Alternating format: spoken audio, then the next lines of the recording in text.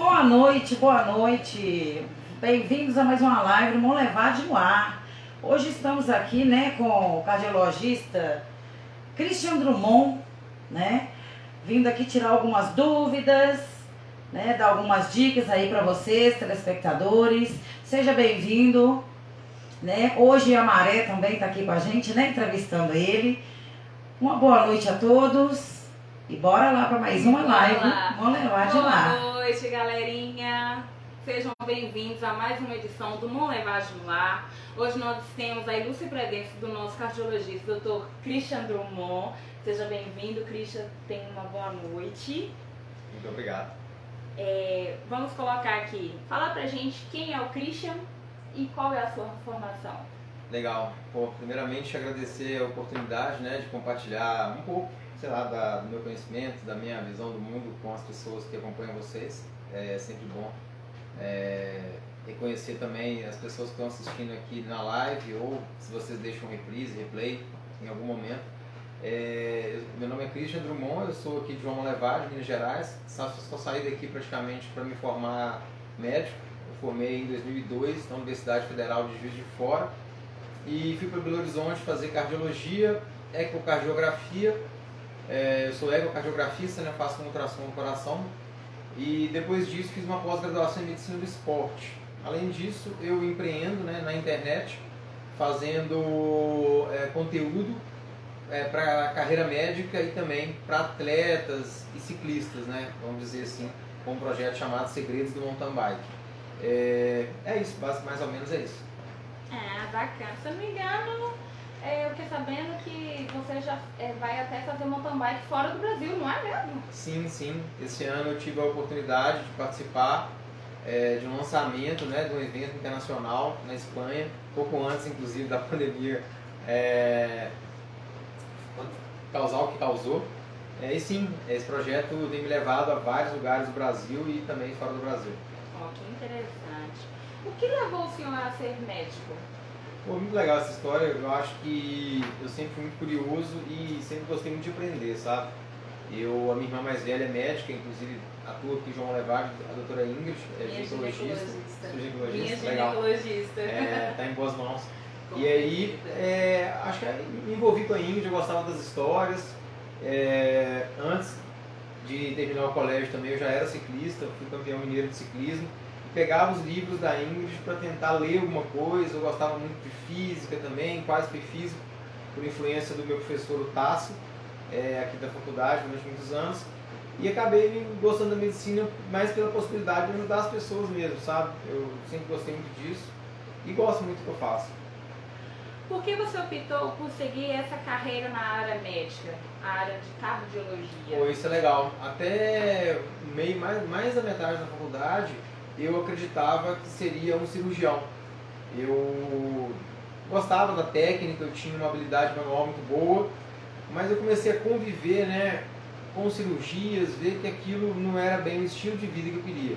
E na cardiologia, quando eu comecei a estudar cardio, eu gostei muito porque a cardiologia dava a possibilidade para o médico de fazer intervenções na vida dos pacientes que não só melhoram muito a qualidade de vida, mas que também prolongam a vida do paciente. Então a gente tem medicamentos terapêuticos, combinações de medicamentos e algumas diretrizes que mostram que quando a gente intervém no paciente, a gente às vezes prolonga a vida dele. E o mais legal, às vezes, nem é isso. O paciente às vezes nem está tão antenado, vamos dizer assim, desse benefício. Mas você otimizar o tratamento de um paciente cardiopata e ele falar, por exemplo, poxa, antes eu não conseguia ir à padaria, agora eu consigo. Antes eu não conseguia, por exemplo, dormir deitado, agora eu consigo, por conta da insuficiência cardíaca, por exemplo. Então é bem legal, isso me motiva bastante. Gratificante, né? Saber receber um feedback bacana. E tem uma parte mais adrenalina da cardiologia, que são as emergências, né? Eu também sempre gostei muito. Inclusive, durante a pandemia, a gente teve o êxito de tirar um paciente de uma parada cardíaca dentro da nossa ex-clínica Curarte, eu e minha ex-sócia Maria Eugênia. Então, assim, as emergências cardiovasculares também sempre me fascinaram muito, porque um bom cardiologista no pronto-socorro, ele muda o destino de uma emergência cardiovascular ou até de uma emergência clínica. Se o senhor não fosse médico, qual profissão você escolheria? Eu até falei um pouco, né? Talvez físico. talvez físico. Cheguei a me matricular também na faculdade de Direito, sabe? Eu lembro que quando eu fiz o segundo ano de cursinho, eu nunca acreditei que ninguém serve para uma coisa só. Eu acho que isso aí é uma ilusão. Todo mundo tem várias habilidades, vários dons e podem ser despertados e tal. E quando eu estava no segundo ano de cursinho, eu decidi que eu não faria o terceiro ano. E aí eu fiz vestibular para Física, Medicina e Direito, em Itaúna. E aí passei em tudo e acabei fazendo Medicina, que era meu grande sonho. Olha só, então seria um físico. Eu gosto da física. Você falou até uma coisa muito importante, que ninguém pode ser só uma coisa, pode ser várias coisas. Hoje eu estou aqui numa levagem no ar. Eu não fiz jornalismo, não fiz radialismo. Eu sou engenheira, eletricista, terminando minha pós em segurança do trabalho, e hoje eu estou como apresentadora do Uma Levagem no Ar. Que legal. Parabéns. Obrigada. E uma das minhas maiores dificuldades é falar em público. Ninguém acreditava. Eu falava assim, gente, eu tenho medo de falar em público, vocês não têm noção. Já me fez medo lá no Levagem no Ar, e hoje eu estou aqui. Que legal, parabéns. Eu já passei por isso. É muito difícil. Você atende somente em clínica particular ou no SUS? E qual a sua avaliação do Sistema Único do Brasil?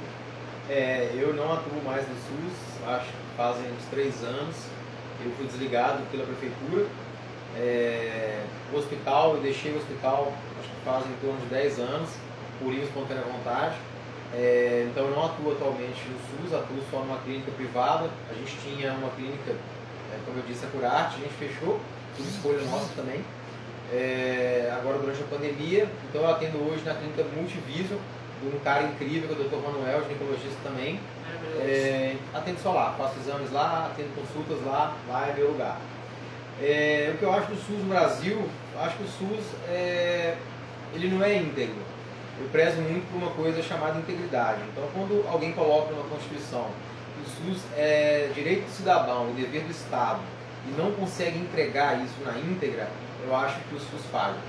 Então, isso para mim coloca o SUS como um sistema de saúde que não funciona, ele é de mentira. Ele é uma coisa no papel e na verdade não funciona assim. Então, se a gente vê pacientes, por exemplo, não falo só de João Levagem, não, falo de outros lugares até. Ver pacientes, por exemplo, com câncer na barriga, ou câncer no pescoço, na laringe, aí o paciente faz um risco cirúrgico comigo, cardiologista. Aí o paciente espera 1, 2, 3, ele volta 6 meses depois com o mesmo câncer para renovar o risco cirúrgico para tentar novamente a cirurgia. Fora a área de exames, fora a área de UTI. Então o SUS ele é uma enganação. E é uma enganação no âmbito federal, estadual, municipal. Obviamente, algumas áreas do SUS funcionam melhores que outras, mas o SUS é um sistema totalmente falido, porque ele dá prejuízo para o cliente dele, que é o hospital. Então imagina só que todo hospital do SUS dá prejuízo. O paciente do SUS, ele abre uma ficha no hospital, começa a entrar uma conta negativa no hospital. E as pessoas precisam falar disso com naturalidade, porque é um fato, certo? E aí fica se tentando dar jeitinhos, bônus, bonificações para os hospitais, e aí vira uma barganha política, e aí a gente sabe que é padrão Brasil e o SUS não anda para frente, né, como um sistema de saúde da forma que ele foi escrito, né, onde prezava pela atenção primária, né, prevenção, e hoje a gente vê que isso não acontece. O SUS é um sistema que o paciente do SUS, eu que faço exame cardiológico, por exemplo, a gente vê que o paciente do SUS ele sempre chega tarde.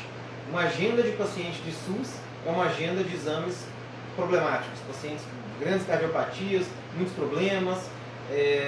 Então, infelizmente, na minha opinião, o SUS falha em cuidar das pessoas e me admira muito esse mesmo SUS agora falar que em relação ao Covid ele vai ser diferente. Então, a gente pode até falar disso depois. Não, com certeza. Qual a sua opinião sobre os países que não têm essa saúde gratuita? Olha, eu acredito que de gratuito não tem nada, sabe? Não existe nada gratuito no mundo e na vida. Esse é um conceito que eu trago comigo. E talvez a gente pague no Brasil por um falso gratuito, né? Talvez a gente pague com políticos ruins, com uma corrupção infinita. O Financial Times uma vez soltou um artigo falando que no Brasil existe um outro PIB que corre embaixo do pano, ou seja, se o PIB do Brasil, de fato, né, seria um dobro do que a gente vê, a gente teria condições de atender pessoas, de remunerar as pessoas de forma digna, de remunerar as empresas de forma digna, para que as pessoas tenham acesso não só ao consumo, né, mas acesso ao sistema de saúde. Eu acredito que o Estado ele tem sim que cuidar das pessoas oprimidas, das pessoas necessitadas, das pessoas famigeradas. Agora, a maioria das pessoas, na minha visão, deveriam receber emprego, bons salários, boa remuneração, de forma que elas pudessem comprar não só os bens para tornar a vida dela melhor, mas também um sistema de saúde pago. Recentemente, mais uma vez, os algoritmos da internet aí aceleram, né, os resultados. Foi se falado em privatização do SUS, e isso não era verdade. Era uma medida, por exemplo, de fazer unidades de saúde, básicas de saúde, em parcerias público-privadas. Então, imagina uma empresa privada administrando um posto de saúde. Você tem dúvida que vai funcionar? Não, vai funcionar. Pela primeira vez na vida, um posto de saúde vai funcionar direito. Eu vi um posto de saúde que funcionava direito na minha faculdade, que eram duas médicas neuradas, formadas em medicina de saúde, em medicina de comunidade, e que levavam uma coisa muito certinha. Mas foi muito que eu vi na vida. Nenhum posto de saúde funciona da forma que deveria funcionar. Com atenção primária, as coisas deveriam funcionar. Então, eu acho que a gente precisa lutar para transformar a nossa realidade numa realidade melhor. Com certeza. Queremos sempre progredir, não é? É isso aí. Como você vê o cenário da nossa cidade hoje, com várias pessoas usando as redes sociais para fazerem críticas, solicitações e reivindicações? Eu acho que a internet, ela potencializa várias características humanas, né? Mas as características humanas negativas, elas se afloram de uma forma muito fácil, né? Então, é interessante observar, né? Muita gente que está fazendo um papel de hater ali, na verdade ele está simplesmente extrapolando uma frustração que ele tem, às vezes extrapolando uma inveja, ou às vezes a pessoa é do mal mesmo. Existem pessoas do mal que estão ali para fazer o mal. Comentários mal intencionados. Então, assim, eu acredito que assim como na política, né, na internet a gente vê em média o que as pessoas são, né? Talvez seja aquela gotinha de poder que a pessoa precisa para mostrar o lado negro que ela tem, né? O que importa, na verdade, é o que a gente é entre quatro paredes, né? Com certeza.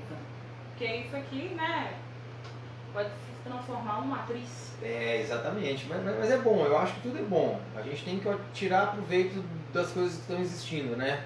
As redes sociais são uma oportunidade e acho que culpar a rede social, culpar a política, culpar a Covid, é simplesmente externalizar ou uma fraqueza humana ou dar uma mera desculpa realmente, sabe? Não é a rede social que é do mal, são as pessoas que não sabem usar e ficam de mimimi. Com certeza. O que é o novo coronavírus, Covid-19? Por que a doença causada pelo novo coronavírus recebeu esse nome de Covid-19? Eu até olhei aqui o horário para não gastar tanto tempo com o Covid, não. Fique à vontade. Olha, o Covid-19, na verdade, é o nome da doença, né? O vírus, ele é o SARS-CoV-2, salvo engano. 19, porque ele começou em 2019, na China. E ele é um vírus, né? Do tipo corona, vamos dizer assim, que é um vírus diferente do vírus influenza. Pela primeira vez na história, houve uma pandemia. O que é uma pandemia, né? É uma epidemia generalizada. Então já houveram várias pandemias, H1N1, gripe suína, várias outras, mas nunca de um vírus que não fosse do tipo influenza ou para-influenza, que é o primo fraco do vírus influenza.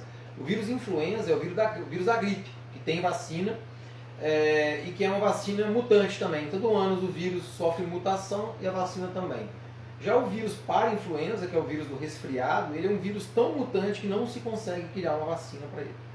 O Covid-19 é um vírus do tipo corona, então não é um vírus influenza. Isso assustou muito no início e acho que toda a realidade, né, que a gente vê em relação ao Covid-19 foi muito amplificada, por isso que a gente vê, né, a proliferação e a aceleração, a velocidade de propagação de dados.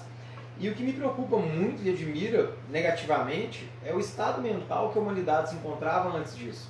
Porque, por exemplo, Christian, eu não mudei minha vida em nada. Você entendeu? Eu parei, analisei os dados com racionalidade, falei, poxa, quem é o coronavírus para fazer eu parar de trabalhar? Eu mudar a minha vida. Sim. Entendeu? Então, assim, eu lamento muito porque o Estado, em várias escalas e camadas, né, usou o coronavírus, não no Brasil, no mundo inteiro. A gente vê que os países mais, entre aspas, quebrados da Europa são os países que mais injetam terror na população, injetam terror nas pessoas. É muito útil um coronavírus, onde o Banco Central pode imprimir bilhões ou trilhões de dólares, afrouxar os cintos das dívidas públicas e o político seguir rolando a dívida, distribuindo dinheiro, isentando os políticos de licitação.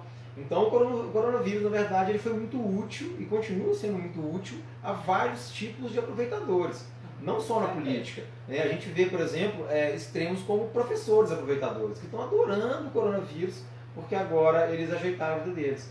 Então a gente tem funcionários públicos aproveitadores. É um absurdo ver o INSS fechado. Então, assim, quem é o INSS para estar fechado quando um posto de gasolina está aberto? Quando o depósito de lixo está aberto? Eu queria entender esse tipo de coisa. Né? Eu queria entender. Então, assim, é muito engraçado ver o funcionário público que ainda está sentado na poltrona dele esperando a vacina e o mundo inteiro trabalhando para ele.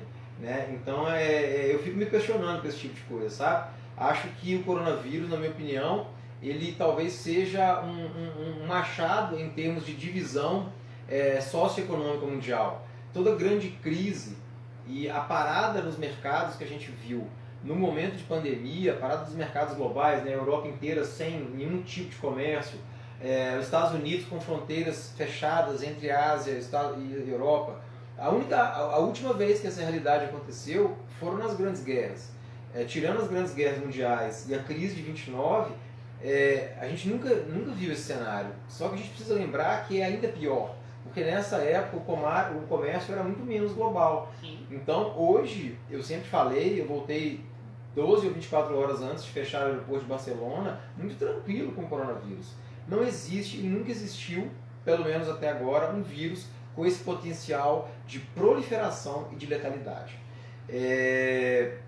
Então, assim, o que eu sempre frisei é que o ser humano ele está causando e continua causando muito mais mal à humanidade do que o vírus.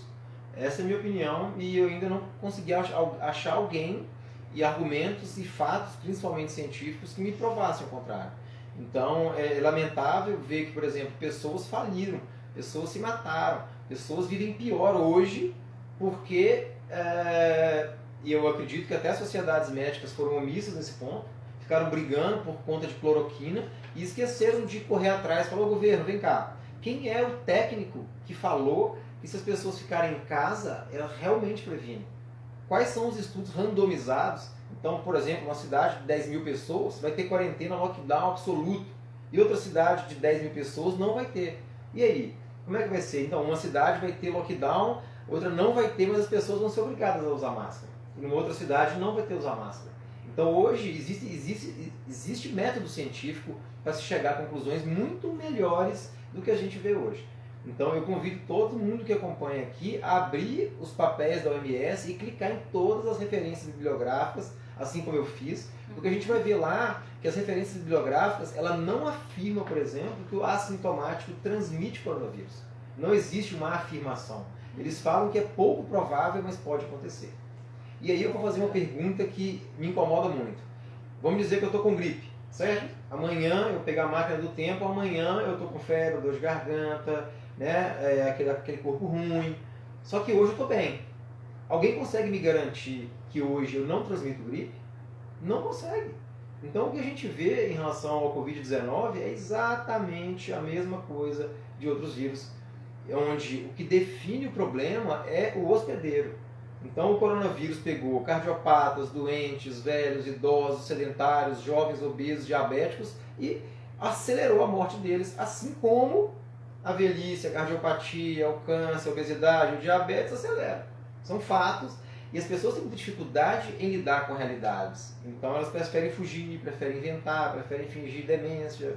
E eu sigo uma vida assim, muito racional e em frente.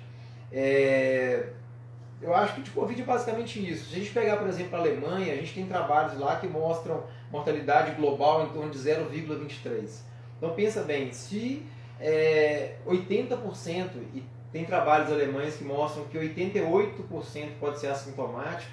Como é que a gente chega nesse número? Eu vou na cidade e vou pesquisar, vou fazer 1000 testes na rua, igual campanha, igual pesquisa eleitoral. Sim. Eu não vou pesquisar só quem quer votar, quem está no comitê político. Imagina uma pesquisa eleitoral em que eu entrevisto só quem está dentro dos comitês políticos. É isso que está acontecendo. A gente está pegando a mortalidade só de quem está dentro do mapa do coronavírus. É quem tem sintoma, quem foi diagnosticado com alguma sorologia. Então, quando a gente pega, por exemplo, trabalhos que mostram uma testagem ampla, chega em João Molevade e vão testar, por exemplo, um bom estatístico chega a esse número. Numa cidade de 85 mil habitantes, quantas pessoas eu preciso testar para ver a mortalidade real? 2.000. Então a gente testa essas 2.000 pessoas e vê a mortalidade do coronavírus. Provavelmente a gente vai chegar a uma mortalidade próxima de zero. Uma mortalidade bem menor que 0,5%. Então, de 2.000 pessoas em Monlevade, né? Quantas têm coronavírus? Dessas que tiveram, quantas realmente internaram e perderam a vida? Então eu vejo que a gente causou um strike no mundo, na economia, e as pessoas às vezes têm dificuldade de entender. Que absurdo, um médico falando de economia e vidas. E eu tenho muita preguiça disso, por isso que... Deixa eu ver meu tempo aqui. Não, eu sei que eu posso, mas eu não quero gastar muito tempo com Covid porque eu tenho muita preguiça. Porque as pessoas morrem de tudo, todo dia. Sabe? Eu sou cardiologista. Vamos lá. Se eu somar todos os tipos de câncer, todos os cânceres, pulmão, próstata, outubro rosa, novembro azul, todas as cores de câncer que você quiser, somar com todos os acidentes, todas as AIDS, todos os homicídios, se eu somar tudo isso, eu vou empatar com a mortalidade cardíaca. Pensa. Se eu somar tudo, eu empato com a mortalidade cardiovascular. E em algum momento da vida, a gente viu essa energia para se prevenir a mortalidade cardiovascular. Em nada se gasta energia com isso. Existem trabalhos, por exemplo, no INCOR em São Paulo, que mostram que o paciente do SUS, pós-infarto, morre muito mais que o paciente de convênio. E aí? Aí vem esse SUS agora falar que de Covid nós vamos ter que parar as pessoas, para que as pessoas não percam a vida de Covid. É triste. No Brasil morrem em torno de 1.500 pessoas de Covid, de infarto por dia. Um infarto a cada 2 minutos que acontece no Brasil. Né? Na China, por exemplo, morrem em torno de 30 mil chineses todo dia. E a China tem lá 4.500 mortes de Covid.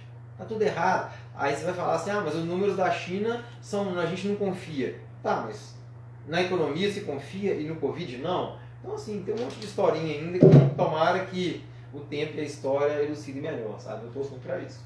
Sem contar que lá na China não existe mais Covid, né? Não, eu acho que a China fez certo. Eu acho que a China viu que o vírus era um vírus virose, como vários outros, e ignorou. E seguiu a vida. Acho que como vários outros países não deveriam fazer. Não é ignorar. Quando eu falo ignorar, e eu preciso abrir um parênteses, que eu não sou fã do Bolsonaro, não tem nada a ver com isso, que as pessoas hoje estão tão polarizadas e ridículas que elas pensam isso. Então, assim, é muito importante, não é ignorar uma pandemia. Eu não sou a favor disso. Eu honro a vida de todo mundo. Mas é colocar a racionalidade. Então, você isolar sintomáticos, isolar grupos de risco e contactantes, eu acredito que a gente teria resolvido essa pandemia de uma forma muito mais digna, principalmente para as pessoas que estão começando um ciclo de necessidade agora com os problemas econômicos que a gente criou. Com certeza. E como é que é feito esse diagnóstico do coronavírus? É totalmente confiável? Totalmente confiável, acho que é só Deus. Mas o teste do corona, houve muito problema com isso, né? Tanto que alguns convênios só liberam os testes. Hoje a gente tem testes rápidos vendidos em farmácia, o que eu acho um absurdo. Eu sou da época que exame médico, quem pedia era médico. Era médico. Então a gente não chega na farmácia, deixa eu fazer um exame de colesterol aqui. Né? E se eu pensar que um LDL alto deve ser muito mais fator de risco que Covid para morrer, entendeu? Eu fico me questionando, né? Mas os testes, sim, existem testes fidedignos.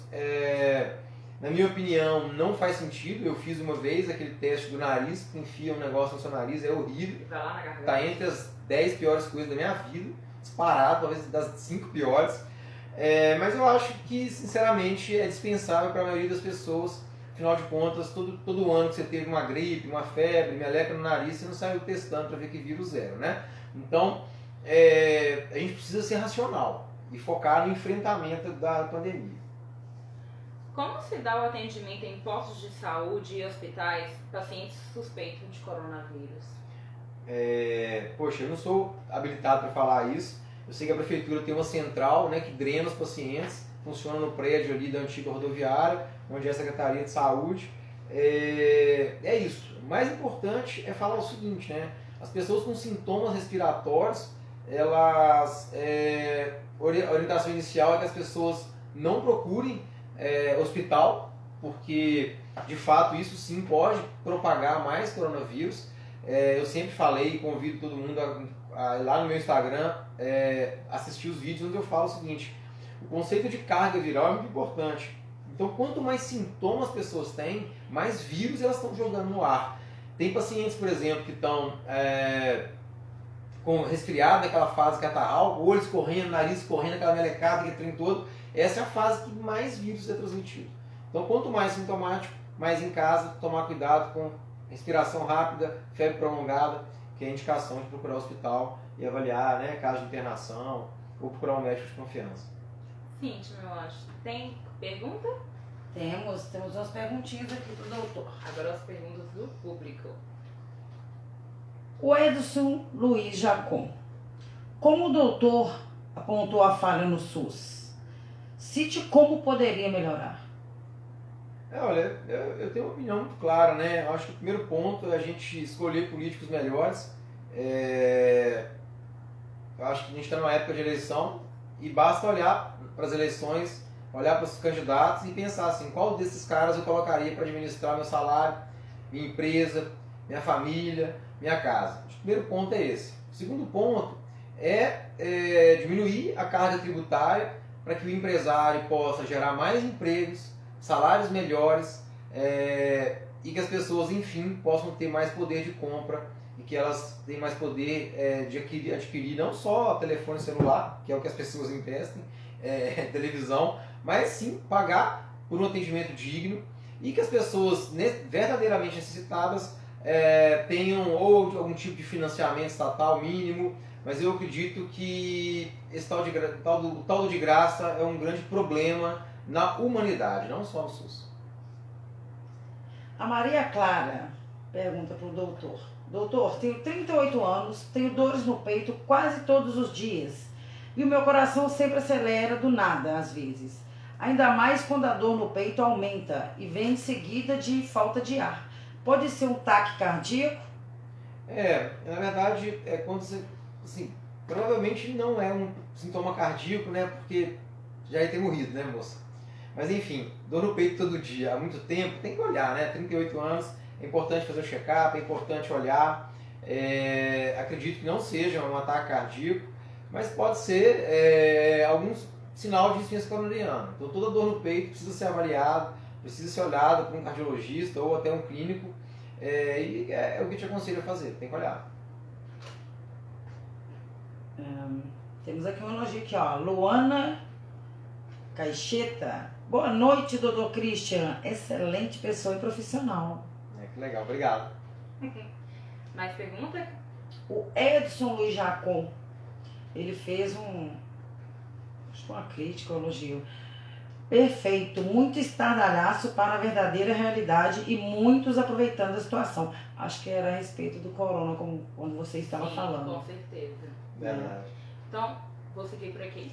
Depois eu te chamo, tá bom? Bora lá. Então vamos lá. Como deve ser feito o período de quarentena em casa para quem está com sintomas? Legal. Eu vi que você é mais objetivo aqui. A gente está só no começo da lista de perguntas e tem pergunta pra caramba. Tem um pouquinho. Mas o tempo é nosso. Isso. E o microfone é seu. Olha, é engraçado isso, né? E eu assim, eu na minha faculdade, até contar uma historinha rápida aqui, eu tinha dificuldade de falar em público. Eu estava no terceiro período, fui apresentar um trabalho de fisiologia da circulação coronariana, ou seja, coisa de coração já, e adorava. E fui apresentar um trabalho e parei de falar. Não fui apresentar e não consegui apresentar, ficava gaguejando, aquele drama, todo mundo rindo no auditório, de repente todo mundo parou de rir, e eu continuei sem falar também. E foi ficando aquele silêncio, aquela situação mega horrível. E aí no outro período na faculdade, eu peguei uma monitoria de microbiologia, tá? E por que eu peguei a monitoria de microbiologia? Porque eu gostava de microbiologia? Também. Mas era porque eu queria aprender a falar em público. E na monitoria voluntária, não era paga, era gratuita, eu passava 2 tardes por semana ou uma, dando aula na faculdade para outros cursos e para alunos de medicina também. E nessa monitoria de microbiologia, eu tive a oportunidade de estudar muito sobre os micro-organismos, fungos, bactérias, vírus. Eu adorava esse negócio, comprava livro de virologia, lia. E assim, quando o povo começou a falar de coronavírus, de isolamento, lockdown, vou me isolar, eu ficava olhando para aquele negócio assim e rindo por dentro, sabe? Porque as pessoas começaram com práticas tão ridículas, na minha opinião, como se o vírus fosse respeitar, sabe? Umas coisas assim, absurdas, sabe? Absurdas. Então assim, a pessoa está isolada, estou isolado, mas eu vou na farmácia, eu vou na padaria, eu vou no hipermercado. Eu estou isolado, mas eu peço delivery todo santo dia. Eu estou isolado, mas eu só encontro, sabe? Então, assim, é importante, quando a gente pensa em isolamento, em quarentena, né? Por exemplo, um cara que está sintomático de Covid, ele precisa ficar em quarentena, entendeu? Então, o ideal é contato mínimo, principalmente contato o quê? Respiratório, né? Então, assim, se você pegar um Covid, por exemplo, passar na pele da sua mão ou pisar no Covid, você não pega Covid, sabe? Então, assim, não é essa paranoia que se criou. Pessoas jogando álcool, um monte de coisa, entendeu? Então, assim, cara, é um vírus, sabe? E o vírus não voa, né? Ele pode ficar no ar durante um tempo, inclusive, né, para os corona lovers, quando você vai estudar os estudos do OMS sobre coronavirose, mostra que uma das medidas mais eficientes para prevenir infecção é ambiente aberto, janela aberta, ventilador. E assim, você viu alguma lei, por exemplo, falando que o médico tem que atender em ambiente aberto? Os ambientes têm que estar abertos, né? Então, assim, um monte de historinha, né? Então, sobre quarentena, eu acho que é muito importante, né, as pessoas aprenderem, enfim, a lavar as mãos. Eu fiz uma live no meu Insta esses dias falando sobre a importância das pessoas usarem da pandemia como forma de ensinar sobre o enfrentamento de uma doença. Quantas inúmeras vezes eu atendendo um paciente, o paciente dá um espirro na minha cara, eu senti uma chuva de perdigoto, 48 horas depois estava eu com tosse, espirro. Então, assim, as pessoas não têm um mínimo de métodos, né, de convivência. Então, assim, eu acho que se o coronavírus servir para isso, já foi fenomenal. Se as pessoas lavarem a mão, permanecer com o ambiente aberto, evitar, né, soltar vapor, né, de saliva, né, os perdigotos, né, no ar, principalmente quando tossir e espirrar, eu acho que a gente já estaria fazendo bastante o suficiente, sabe? E diminuir também o contágio e a espalhar o coronavírus também, né? Sim, e outros vírus, né, que não deixaram de existir, né? né? Porque... H1N1, gripe, tá tudo aí, né? Tudo aí. Quais dificuldades você vem enfrentando nesse período de pandemia no seu trabalho e na sua vida pessoal? Usar máscara. É coisa pior que isso? Fala Isso sério, horrível, pá, me né? ajuda. Pá. Cara, olha o que eu me sinto falso usando máscara. Eu lembro no começo da pandemia, o conceito era máscara contamina mais. A pessoa concentra os bichos na máscara, pega na máscara e pega em tudo. A única máscara que segura vírus é a N95, se usar 2 horas só. E agora eu estou usando uma máscara de pano, qualquer pano, o dia inteiro, troca e a merda fica lá no carro, vai na... E funciona? Ah, me ajuda, né? Então, a pior coisa que eu estou enfrentando é a máscara. Tirando isso, minha vida só melhorou. Eu mudei de clínica, meu consultório está mais cheio, eu estou mais feliz, a vida está fluindo. E na verdade tem uma coisa ruim. Eu não abraço minha mãe desde março, porque ela teve um câncer de pulmão e ela pediu que assim que tem que ser, e dá tudo certo. Eu respeito. A gente respeita. Tá tudo certo. Quem é considerado do grupo de comorbidades neste momento de pandemia? Olha, os idosos, né? E eu fiz até um outro conteúdo falando assim, cabelo branco é fator de risco para Covid. Porque toda doença, vírus, bactéria, ela vai sempre matar mais pessoas idosas. Pela fragilidade da própria senilidade. É fisiológico, certo? Então, um fator de risco, hipertensão, claro. 80% das pessoas acima de 70 anos são hipertensas. Então, assim como tem cabelo branco. Então eu posso afirmar que cabelo branco é um fator de risco para Covid? Só porque os idosos têm mais cabelo branco? Não. Assim como a hipertensão de forma isolada num jovem não é fator de risco. Então houve muita confusão, eu tenho várias pessoas conhecidas, hipertensos 40, 50 anos, ficaram afastados sem atrapalhar. E todo mundo achando normal, 30, 60 dias. E outras pessoas safadinhas do mal, hipertensos, querendo testadinho para ficar em casa. Não queremos falar sobre isso. Me ajuda. E aquelas pessoas que têm realmente problemas respiratórios, Sim. a bronquite, rinite, Então, os idosos, né, pessoas com problemas cardíacos, respiratórios, diabetes e obesos. Esses são grupos formalmente de risco. Todas as pessoas têm buscado atestados médicos, alegando que comorbidades realmente possuem essa necessidade? Primeira pergunta. Tem alguma área de trabalho com destaque na busca por atestado para não retorno ao trabalho? Cara, tem. Na verdade, no começo mais, agora menos. Agora a gente está vendo um papel ao contrário, sabe? As pessoas vendo que a gente está entrando num cenário de recessão e as pessoas perdendo emprego. Então as pessoas estão vindo agora no momento de eu estou me atestado, eu quero trabalhar. Então isso tem acontecido repetidamente. E acho que a vida, né, gente? Alguém passou uma pandemia da Zika, a minha irmã meio que quase passou, escondida de mosquito, pernilongo. Entendeu? Alguém já escondeu do mosquito da dengue? Né? E o brasileiro é tão fifi e novelista que agora as pessoas ficam tentando futicar e ver se, nossa, fulano pegou o Covid de quem? Olha que merda. Então, assim, é muito povo à toa, sinceramente. A Globo tá perdendo. Quais profissionais foram, de certo modo, mais afetados pela pandemia? Os profissionais de saúde sofreram muito, né? Principalmente naquele começo ali, fevereiro e março. E a gente precisa sempre honrar essas pessoas, né? Pessoas que tiveram contato com uma carga viral maior, né? Então, médicos, enfermeiros, principalmente aí os enfermeiros da linha de frente, e médicos que tiveram que entubar, né? Inclusive no Brasil, a gente tem conhecido aí da área de anestesia que foram entubar paciente, então você recebe uma carga de muitos vírus e isso é a pior coisa que pode acontecer. Então a gente vê aí, né, trajes, aquele face shield, né, que é aquela armadura de acrílico, né, que serve para pessoas que têm contato menos de 50 centímetros. Então assim, tudo tem uma lógica. Aí a gente vê alguém na rua correndo a pé de face shield sem máscara. Ai, Deus. Fazer o quê? Como você analisa o retorno às aulas? Eu acho que já passou da hora, né? Pelo amor de Deus. Eu acho que o trabalho, o sistema, né? Não quero falar Estado, porque as pessoas pensam que é o Estado de Minas Gerais. Não é. É o sistema, né? E eu acredito que o sistema trabalha forte para emburrecer as pessoas, para tornar a pessoa cada vez mais burro, mais alienado. E esses modelos, né, de dominação humana, eles existem há milênios.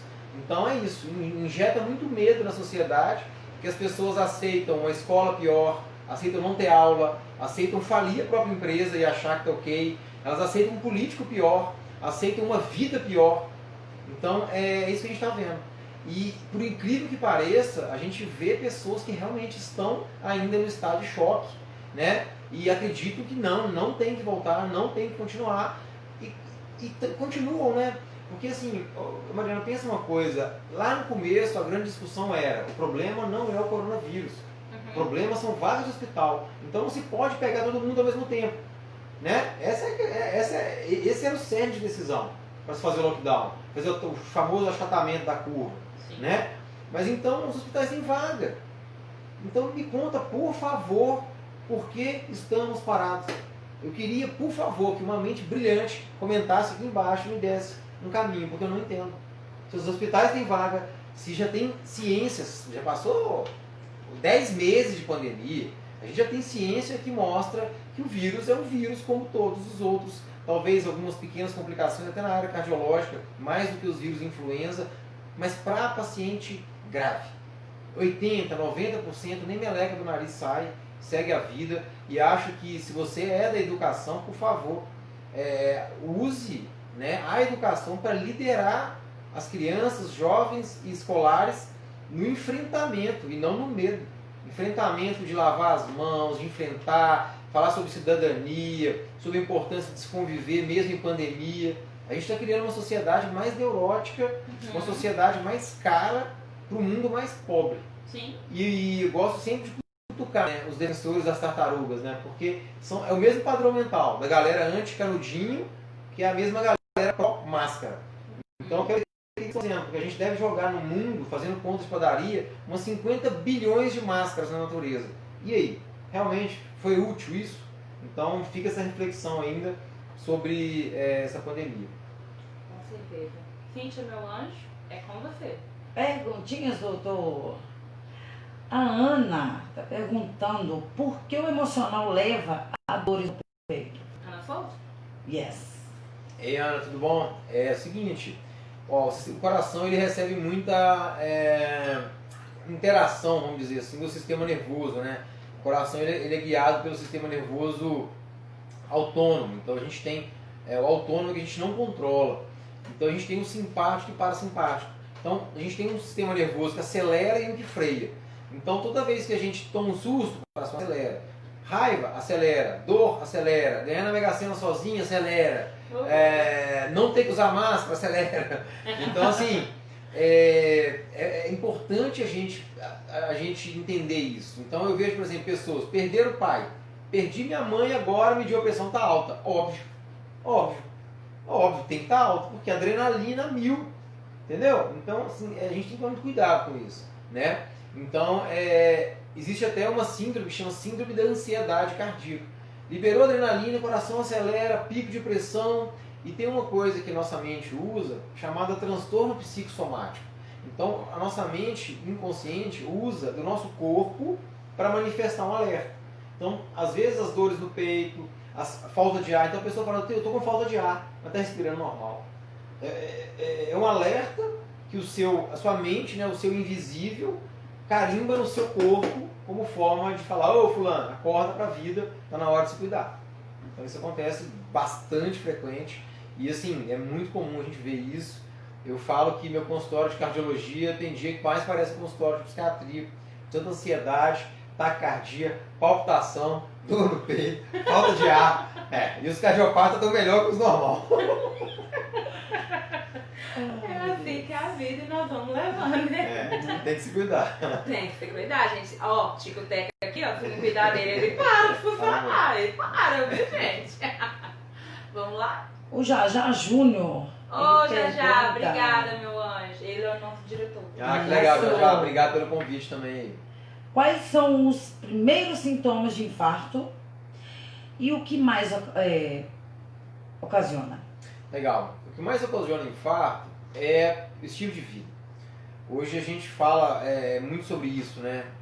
Porque existe fator genético, ele também é um dos fatores de risco perigosos. Então, se você tem um parente de primeiro grau, homem, que teve um evento cardíaco, infarto, angina ou AVC, derrame, antes dos 55, e uma mulher acima dos 65, essa história você herda. Ah, meu pai infartou com 80. Você não herda esse risco, tá? Pode ser muito mais pela idade do que pelo risco genético dele. Então, mas a gente sabe que o estilo de vida é determinante quando a gente fala em evento cardiovascular. Então, a humanidade vive atrás de uma poção mágica, de um remédio, de uma cápsula, de um hormônio, de uma pílula, de um suplemento.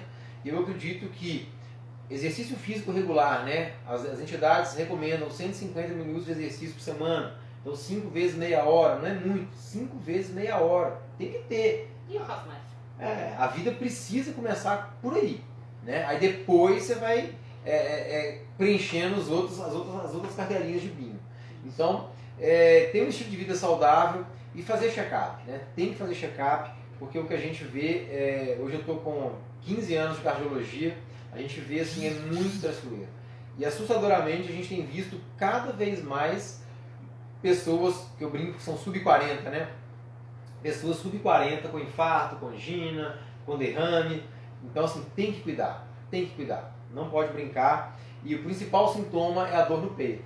Uma dor no peito em aperto, uma dor no peito que não é uma dor enfincada, não é imputada, é uma dor inespecífica, peso, aperto, pressão, e pode irradiar para o braço, para a mandíbula. e sempre uma dor que piora quando você anda e alivia no repouso. Isso é uma coisa importante de falar, esses dias até também falei sobre isso. Existe um marco muito importante no coração, que chama-se capacidade funcional. E é até sobre isso também. Hoje a gente consegue definir o quanto a pessoa consegue viver de acordo com a capacidade funcional. Capacidade física mesmo, preparo físico. Então, assim, se você perdeu capacidade funcional, poxa, antes eu conseguia subir o morro da minha casa, hoje eu não consigo mais. No meio do morro tem que parar para descansar. Pode ficar esperto. Né? Eu ando mais rápido, meu peito dói, quando eu ando devagar alivia. Pode ficar esperto. Então, tudo que limita a sua capacidade funcional chama atenção, principalmente a parte cardíaca, é um sintoma marcante, tem que procurar ajuda. Tá certinho. Já Júnior continua com as perguntas. Chefe, né? É o chefe, né? Tem que dar atenção pro chefe, né? Por que o jovem resiste menos ao infarto que os mais experientes? Isso é mito ou verdade? Cara, Quais os alimentos são os vilões dos infartos? isso é um grande mito, né? Assim, pode ser, é um mito, mas tem fundamento, tá? Então, assim, é aquela história, né? O meu mentira com fundo de verdade. Sim. Sabe? Porque o paciente que já é cardiopata, ele pode ter circulações colaterais. Então, quando ele sofre um infarto, ele já tem tipo um desvio na estrada. Né? O infarto é como se a estrada do sangue fosse obstruída. Só que a estrada já estava tão ruim que alguns carros já passavam do lado. Então, quando a estrada fecha, a pessoa já tem um desvio, o sangue consegue manter. Então, de certa forma, é sim verdade. Alimento vilão, eu acredito que não existe alimento vilão, não. Vilão, mais uma vez, é o ser humano que não sabe usar do alimento. Então, é isso, sabe? É importante você olhar o seu colesterol, sabe? Existem muitos tipos de colesterol. A gente tem muito a aprender ainda na medicina, mas se você tem um colesterol alto, a gordura de origem animal precisa diminuir, porque ela aumenta o LDL, que é um fator de risco independente. Então, o que é um fator de risco independente? Você pode ser atleta, magro, se seu LDL for alto, você tem um risco aumentado de evento cardíaco. Isso é uma coisa hoje impressionante. Porque o colesterol ruim, né, o LDL. E a gente fica até meio assim, cara, mas a pessoa pratica esporte Pois é. todo dia, é magro, mas tem colesterol alto, tem problema cardíaco. Como que fazem uma pessoa que é assim, mais gordinha, não tem nada? Existe um fator genético, né? A hipercolesterolemia. Dica presente aqui, ó, é um nome bom para brincar de forca. Hipercolesterolemia. Não vou saber falar essa palavra nunca na minha vida. Hipercolesterolemia familiar. Então tem pessoas que têm colesterol geneticamente alto, por isso que é importante. Fez 18 anos, faz o exame de sangue, entendeu? Já deve ter feito antes, né? Sim. Mas tem que fazer. 18 anos tem que fazer um, e aí seu médico vai te orientar de 2 em 2 anos, é todo ano. Se tiver alto, pra você ter ideia, hoje a recomendação é que se o seu LDL está alto, você vai fazer consulta de 3 em 3 meses até abaixar. Seja com estilo de vida, seja com remédio. Claro. Doutor, a Maria Clara está perguntando por que quando estamos com problemas emocionais, às vezes temos dores no peito? Né? Ela diz aqui que ela chega a ficar quase sem ar de tanta dor no peito. É um pouco daquilo que eu falei, né? É um transtorno psicossomático, né? É uma forma de alerta. Então tem que procurar fazer um check-up, documentar que não tem nada físico e provou que não tem nada físico, procura ajuda, né? É muito comum as pessoas, inclusive, procurarem uma ajuda errada. Elas procuram ajuda inicialmente do remédio. E eu acho que pessoas que estão passando por ansiedade, estresse, que são aí grandes vilões do mundo moderno, precisam buscar terapia, precisam buscar um psicólogo, precisam conhecer um pouco mais da cachola. E deixar um pouquinho o papai Google de lado, tá? Porque Né? muitas pessoas, né? Verdade. A Lara Fonseca, ela disse o seguinte: vi uma reportagem na Globo hoje pela manhã, dizendo que agora até os cães e gatos estão sendo meio que culpados pelo Covid, dizendo que eles podem transmitir também o Covid e levar para dentro de casa através das patas e pelos. Fato ou não? Eu não vejo o Globo, né? Eu não sou tão atualizado assim. Né? Também não Não assisti. sei, não sei. Eu acho o seguinte, né? É mais um vírus, né? Que saiu do ciclo selvagem e entrou no ciclo humano. A gente tem aí o HIV, né? Eu tenho 43 anos, sou da época do descobrimento do HIV, que foi outro vírus que saiu do ciclo animal e veio para a humanidade. E isso vai continuar acontecendo, sempre aconteceu. Eu falo o seguinte, cara, quantos vírus não devem existir que a gente pega e nem sabe que existe? Ninguém sabe. Acordou, garganta meio ruim, talvez sentiu o corpo ruim, uma febre, uma coisa inespecífica. Muitas das vezes é um vírus. Muitas das vezes é um vírus.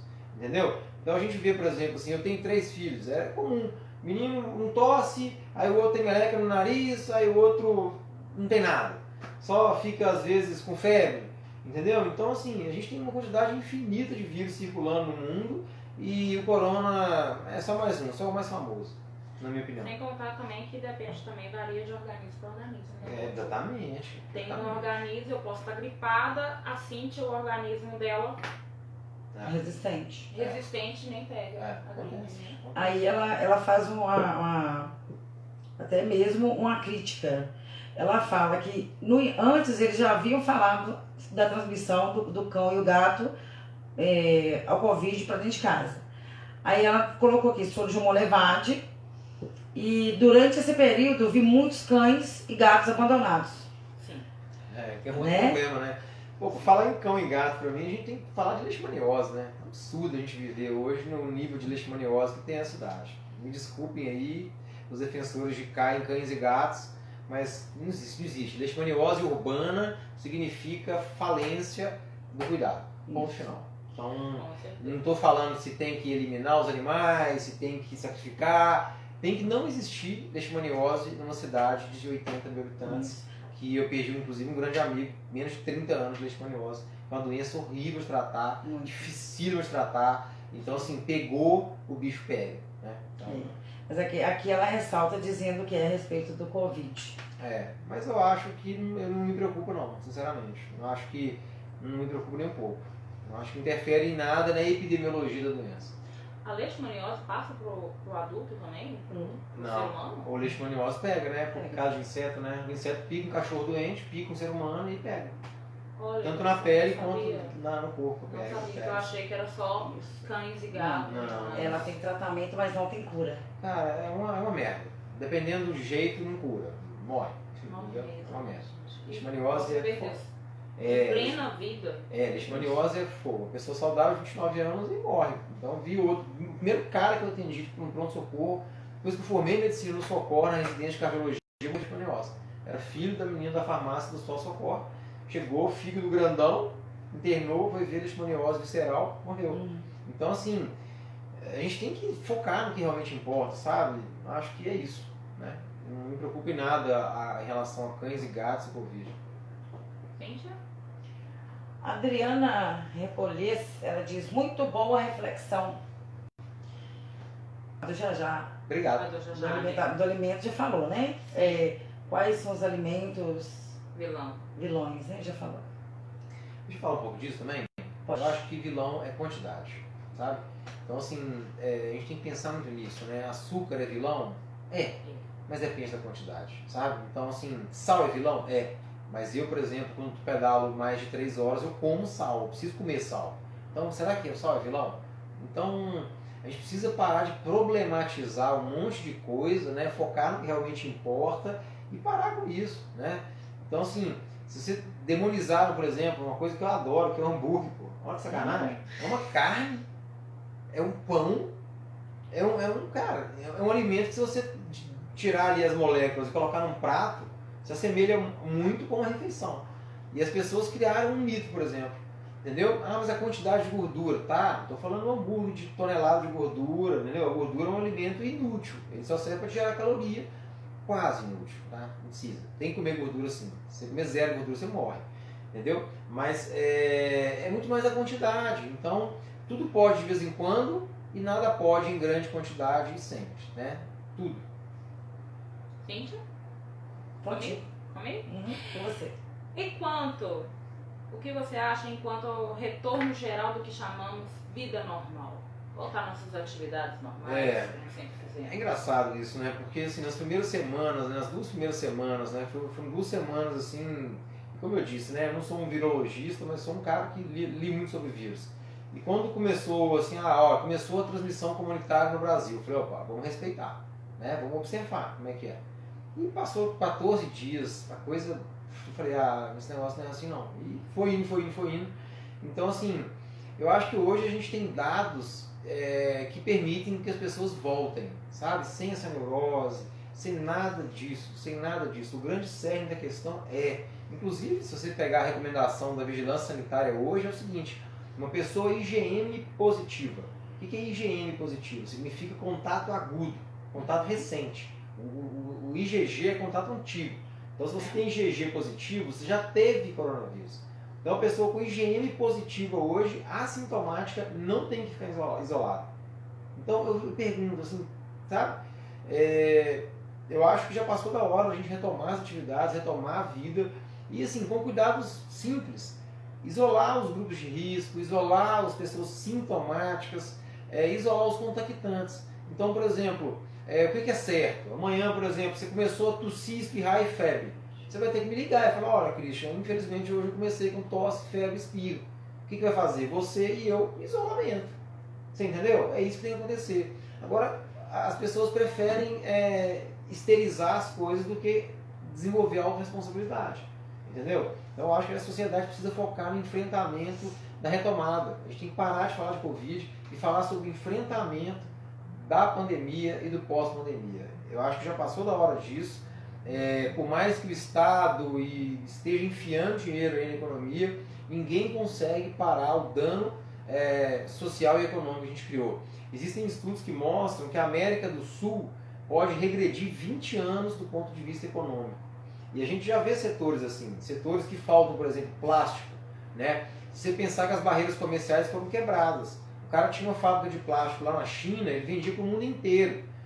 Parou de vender e tudo mudou. De repente o cara retoma, ele não vai vender para o cara aqui no Brasil. Ele vai vender talvez lá para a Ásia ou para os melhores clientes deles. Então a gente vai voltar a ver coisas antes do plano real, né? As pessoas que nasceram na década de 90, elas não conhecem esse Brasil pré-plano real, sim, onde se faltava gasolina, onde se faltava o básico. As empresas do mundo não queriam vender para o Brasil. Ninguém pode falar, cagavam para o Brasil, não, né? Então ninguém ligava para isso, tá entendendo? Então assim, a gente está prestes a ver isso acontecer de novo e as pessoas insistem em permanecer no estado de choque. Então a gente precisa virar a chave para o enfrentamento, não só dessa pandemia, das próximas, que o Covid ensine para a gente o quanto a gente precisa ser unido. Eu acho que tudo começou errado, não foi no Brasil não, foi lá na Europa, sabe? Já existiam estudos do H1N1 mostrando que dentro da União, né, União Europeia, existia um protecionismo alfandegário em outras pandemias. Tipo, a Bélgica tem máscara e não vende para a França. A França tem álcool gel e não vende para a Alemanha. Então, assim, se na União Europeia a gente está vendo isso, que humanidade que a gente está vivendo, né? Se a gente analisar o papel do homem como ser humano nessa pandemia, é decepcionante. É totalmente decepcionante. Então, ao invés dos povos se unirem e enfrentar, as pessoas cada vez mais voltaram para os seus umbigos. Eu vou fechar a fronteira do meu país, quero nem saber, entendeu? E que ferre o outro. É outra palavra com F, não pode, né? Problema. Fala comigo, Cíntia. Mais perguntinhas. Hoje eu sou cheio de perguntinha, hein? Então bora lá. Adriana Repolês. Qual o risco de uma pessoa que tem a mãe e o pai que já infartaram, sofreram um infarto também? Minha mãe tem stent. Acho que é isso mesmo que fala, né, doutor? Stent. Isso. Fez angioplastia após infarto. Meu pai fez angioplastia e colocou stent, marca-passo, e depois de 2 anos infartou. Qual o risco por hereditariedade? Isso, dificuldade. Boa de brincar de forca também. É ótimo. Igual eu falei, né? Se forem homem antes dos 55, mulher antes dos 65, você herda esse risco. Se foi depois, não. Agora é muito importante a gente falar sobre o estilo de vida, que eu falei. Para vocês terem ideia, tem estudos que mostram que um cardiopata ativo vive mais do que um sedentário não cardiopata. Então o exercício é capaz de prolongar a vida e mudar a genética da gente, né? Antes se acreditava que a genética era definida no nascimento. Hoje a gente sabe que existe a epigenética, que é o meio ambiente, o estilo de vida, potencializando genes do bem e inibindo genes do mal, vamos dizer assim, em relação às doenças cardiovasculares e aos cânceres. Então, é estilo de vida, né? É o que eu falo. Tem história familiar fortemente positiva, vai virar atleta magrinho e santinho, porque tem que virar, não tem alternativa. Tem que correr atrás, gente. É, correr na frente. Isso. Vamos lá, Cíntia. Luana Caixeta, que ela deixou um elogio, viu? Um abraço para o meu cardiologista que me salvou de uma miocardiopatia. Acho que é isso. Mais uma Periparto. boca. Ah, que legal. Sofoca. Falou que é clínico, médico, sofoca. Ah, legal, é verdade. A miocardiopatia periparto é uma cardiopatia de causa semi-desconhecida, que acontece com mulheres, né, nos primeiros dias, meses aí, no final da gestação e no começo da gestação. Então, que legal, fico feliz. Isso, ela tá te Obrigado. agradecendo aqui. A Cidinha Caldeira, ela faz um elogio. Confio muito nesse cardiologista. Pena que ele não atende mais pelo SUS, faz muita falta. Eu sinto falta também. Por enquanto, Por enquanto é só? só. Então eu vou continuar com ele aqui, porque eu tenho umas perguntinhas para ele. Você acredita que necessitamos de reformular nossos hábitos a partir de agora para evitarmos novos problemas e eventuais novas pandemias? Considerando esse elo tão próximo do mundo globalizado, as pessoas transmitem muito de um lugar para o outro? Cara, eu tenho certeza absoluta disso. Eu sempre gosto de falar isso, né? E as pessoas às vezes olham até assustadas para mim, né? Falam assim, isso é uma coisa boa da pandemia. E eu vejo, assim, inúmeras coisas boas da pandemia, sabe? Inclusive, se a gente parar para ver, o mercado de bicicletas no mundo esgotou-se. No mundo inteiro não se encontra bicicleta. Porque as pessoas enxergaram na bicicleta e na pandemia uma oportunidade de repensarem a vida. De ter uma vida mais saudável, de ter um estilo de vida mais saudável. Eu comecei a trabalhar de bicicleta aqui em João Levade, poxa, esses dias eu tive o desprazer de ter que pegar o carro. Eu gastei 20 minutos para andar um trecho que eu gasto 3 minutos de bicicleta. Nossa! Então, assim, eu acredito que a pandemia, da mesma forma que tudo, né, no universo, ela não é nem do bem nem do mal. Ela tem coisas boas e ruins, como tudo. E uma das coisas boas é que muita gente ressignificou a vida por um lado mais positivo. Eu cansei de ver lugares onde eu pedalo e nunca vi ninguém cheio de gente. Então as pessoas admirarem o pôr do sol, admirarem a natureza, se sentirem conectadas com o planeta, com a essência do ser humano, que é isso, né? É de onde a gente nunca deveria ter desconectado. Então, houveram muitas coisas boas da pandemia e acredito que muita gente já está usando a pandemia para ter uma vida melhor. Com Né? certeza. E muita gente também usando a pandemia para entender sobre a questão da vulnerabilidade, né? Porque existem pessoas que vivem como se fossem inabaláveis e imortais. E vem uma pandemia de repente, e bate na mesa e fala, não, velho, morre mesmo. Morre. Entendeu? Morre. Então isso serviu para chacoalhar muita gente. Que bom que da mesma forma que muita gente usou isso pro mal, mais gente, eu acredito, usou pro bem. Não, com certeza. Retornamos às nossas raízes, né? Nós viemos da terra, voltamos pra ela. É isso aí. E hoje, gente, é tão gostoso. Você vai pra um lugarzinho assim, que meu pai tem um sítio ali em Nova Era. Que delícia. Ó, gente, lá tem cachoeira, eu vou pra lá com Tá o doido. não tem coisa melhor não, só. Pô, o pé mesmo, no chão, Água, né? na água, Eu no tive o chão. prazer de passar por isso. Um pedal aí incrível. É muito gostoso, viu, gente? Ó, aconselho, tá? Sai um pouquinho da frente do computador, da televisão, vamos pra Da telinha. Atualmente as notícias sempre estão voltadas para a pandemia.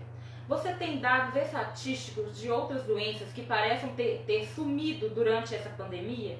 Será que realmente todos estão falecendo do Covid? Esse é um problema muito sério, né? A gente sabe que, inclusive, uma das estratégias de remuneração dos hospitais, né, de Covid aí, é pagar um bônus, né, por óbito, né, por internação por Covid. Então, isso fez com que muita gente hipernotificasse, e isso foi denunciado oficialmente em vários estados, uma pandemia de safadeza, né, de colocar Covid em tudo, Acho que vale a pena a gente buscar o site, existe um site dos cartórios, né, os cartórios de registro de óbito. Existe um dado público que mostra, por exemplo, o Brasil tinha 75 mil óbitos de pneumonia por ano. Será que a gente vai ter esse ano? Dá uma pesquisada aí e vamos ver. Então, assim, a gente não vê mais nada, né? Tudo que é respiratório agora virou Covid. Virou Covid. Então, temos que analisar com muita frieza esses dados. E, assim, ao mesmo tempo que eu falo isso, eu me pego numa situação de muita tristeza. Assim. Quando a gente pensa em dado epidemiológico no Brasil, poxa, a gente não sabe de nada, né? Então, assim, qual que é a incidência de hipertensão de hemolevagem? Qual a incidência de hipertensos de hemolevagem de infarto? Quantos são atendidos no hospital? Quantos desses são encaminhados para Belo Horizonte? Quantos sofrem angioplastia? Quantos operam o coração? A gente não sabe de nada. Entendeu? Não falo de hemolevagem, não. Falo no Brasil.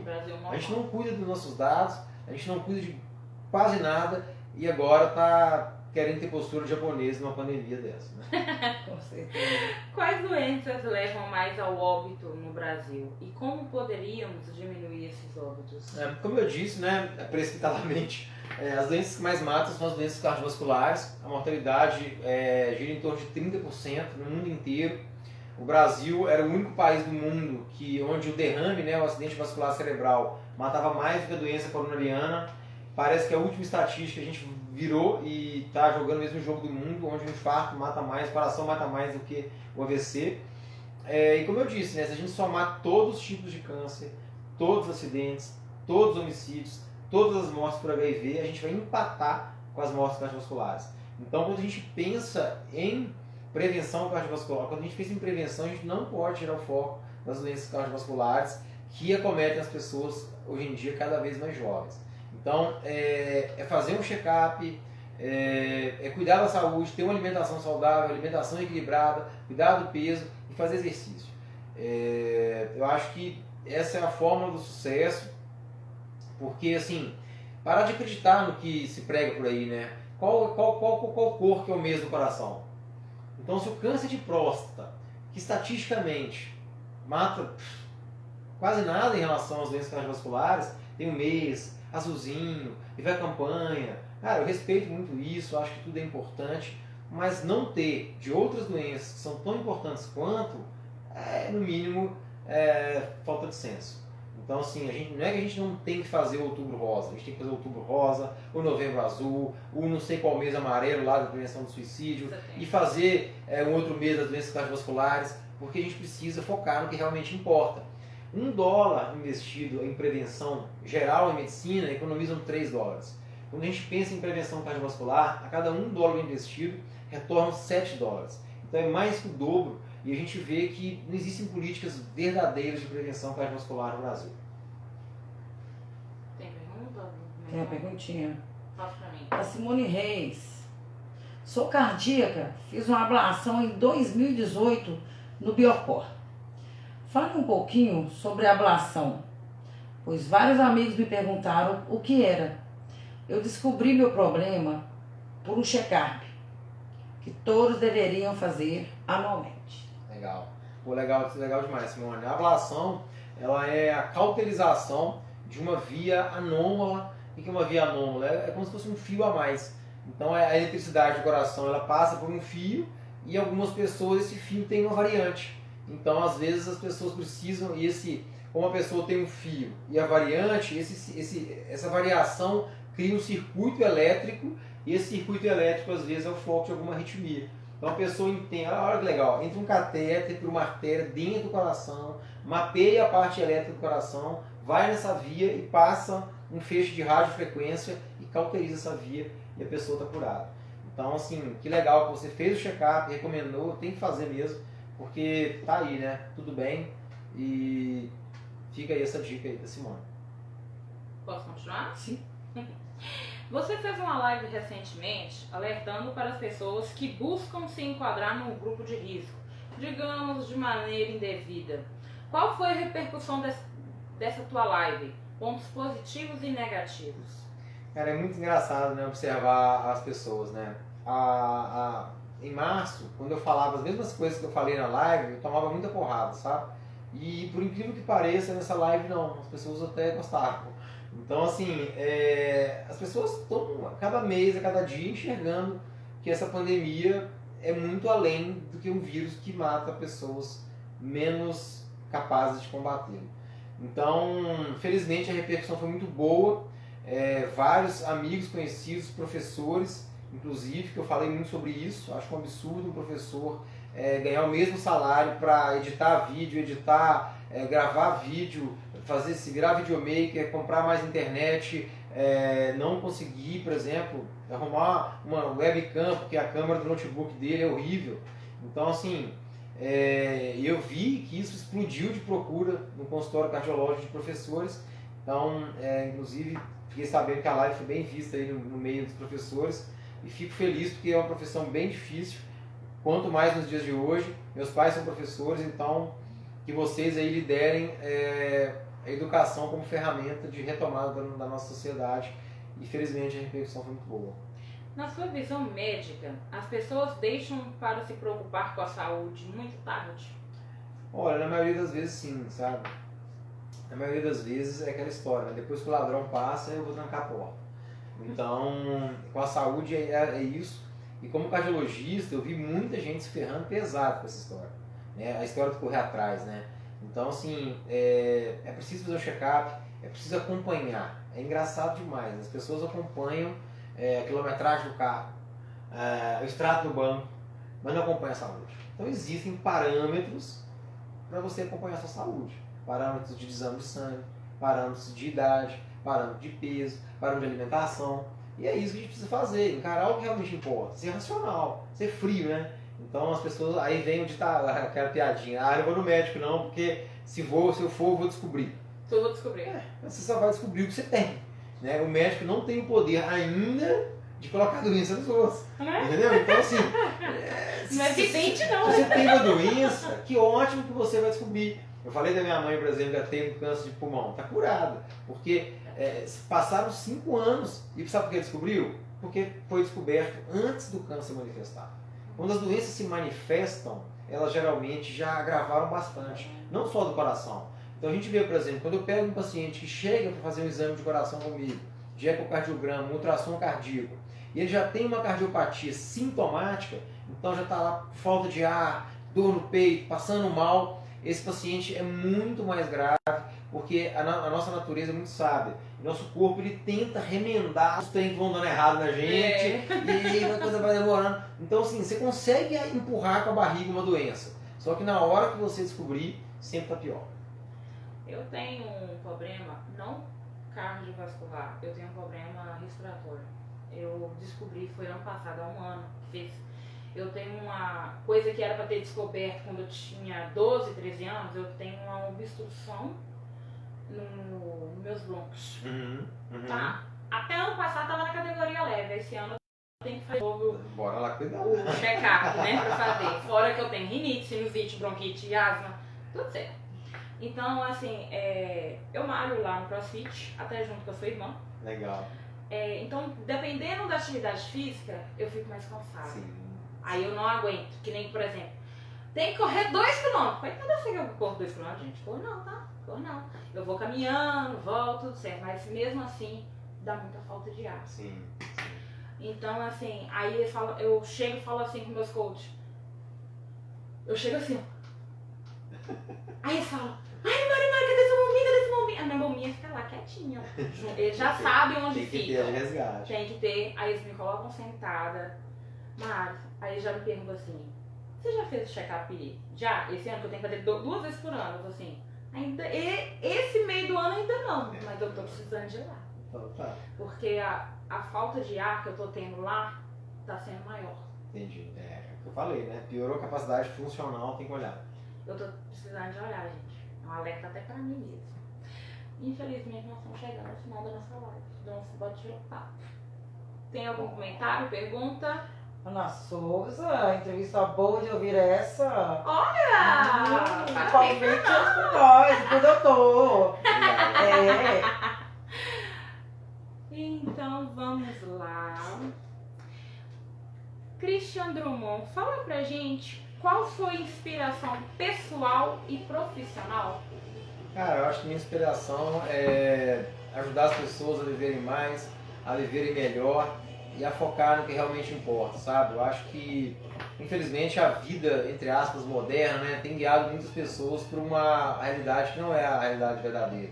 As pessoas fingem ser, fingem parecer e acabam se perdendo nesse processo. E o que a gente vê isso é que o mundo melhora, os recursos tecnológicos só melhoram e a gente vê que, infelizmente, o ser humano está mais ansioso, mais estressado, menos feliz e vivendo pior.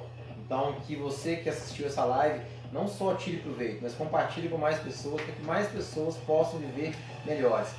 Só se morre uma vez, então vamos viver e ser feliz. Não somos eternos, né? Sim. Doutor, deixe pra gente aí